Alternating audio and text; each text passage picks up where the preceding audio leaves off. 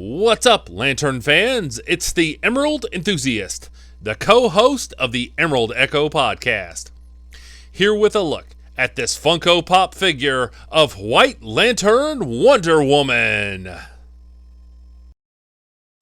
I usually like to hunt for Funko Pops instead of buying them online, but I never saw this particular Funko Pop in regular retail stores, but I found two in a Ross this morning.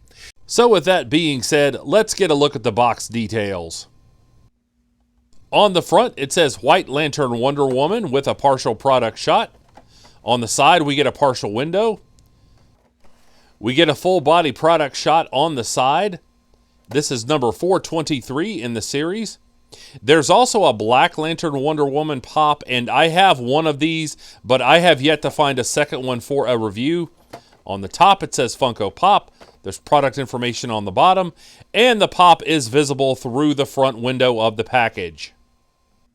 And now it's time to bust this figure out of the package and see what's inside. And here we see Wonder Woman out of the package and ready to restore life to the DC Universe. I never get tired of adding pieces from Blackest Night to my collection, and I think there's a lot of things to like about this Funko Pop, although I do have a couple of minor criticisms. So let's take a closer look at the loose details of this figure now. First of all, I am very thankful for this flight stand. It keeps the Funko perfectly balanced, and I am a huge fan of the way this looks. This allows for a flying pose, and I think this looks spectacular. Here's a close-up of the lower body, and the tops of the boots are sculpted, and I'm very thankful for that. This silver paint looks magnificent. She has her trusty lasso of truth on her hip, and there's lots of very intricate paint work here. I'm very thankful for the tight paint applications of the silver sections. You can see those over here on the bracelets, and those are very eye-catching.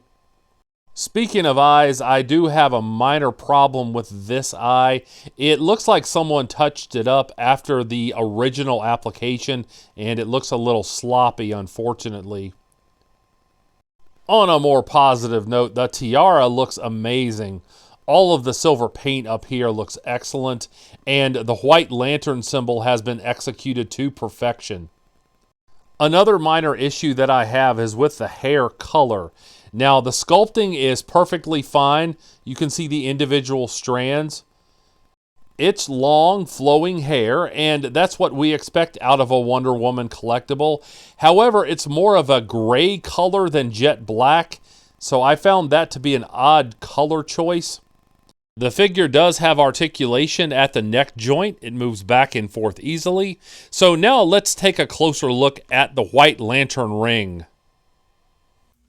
Funko did an outstanding job here. There is so much detail on the ring here.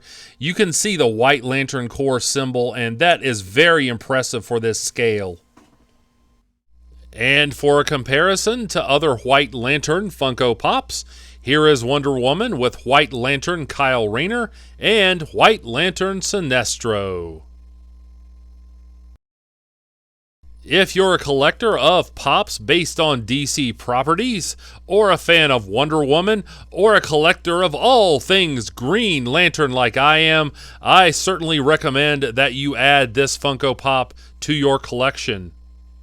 There's also a glow-in-the-dark Funko Pop White Lantern Wonder Woman that is a completely different sculpt. I'll certainly be looking to add that figure to my collection in the future. Although I am very happy to own this Funko. From my observations online, it is still going for $10 or less, so price shouldn't be an issue if you want to add this to your collection.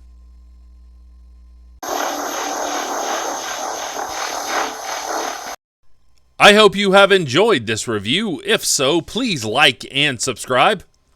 Remember to catch me on the Emerald Echo podcast, which is part of Multiverse Musings, the vidcast, and that's available right here on YouTube. And please, tell all of your friends about this channel. And I'll be back with more Green Lantern related content soon. But until we meet again, this has been the Emerald Enthusiast, and thanks for watching.